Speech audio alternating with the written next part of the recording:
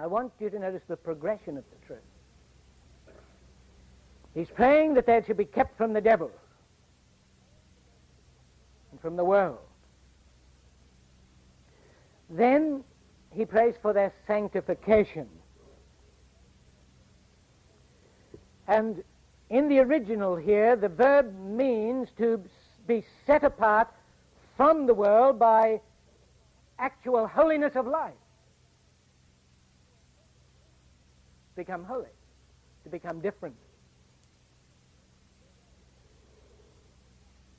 So that the person who is set apart, who is sanctified, in his heart and in his every thought and word and deed, there is one desire above all others, and that is to live in accordance with the will of his master for his life,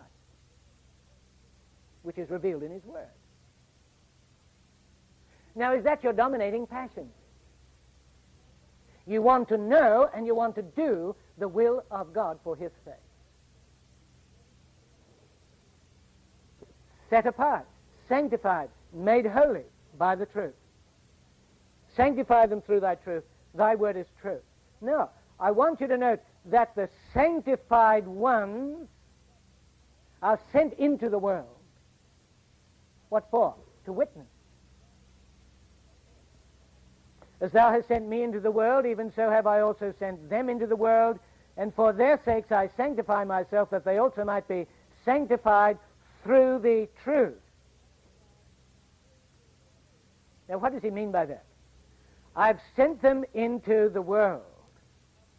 But then he says, for their sakes I sanctify myself. What does he mean? I dedicate myself to that for which I came into the world. I set myself apart for the fulfillment of that for which I came into the world. And what was that? Our redemption. The cross. The laying down of his life. In order that he might do the will of his Father.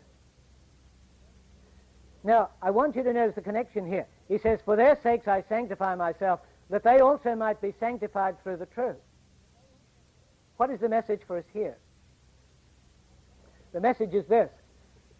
As our Lord surrendered himself to the will of the Father, which meant the separating of himself unto the will of the Father, in order that the Father's will might be done through him, so we must be set apart in order that the will of Christ might be done through us.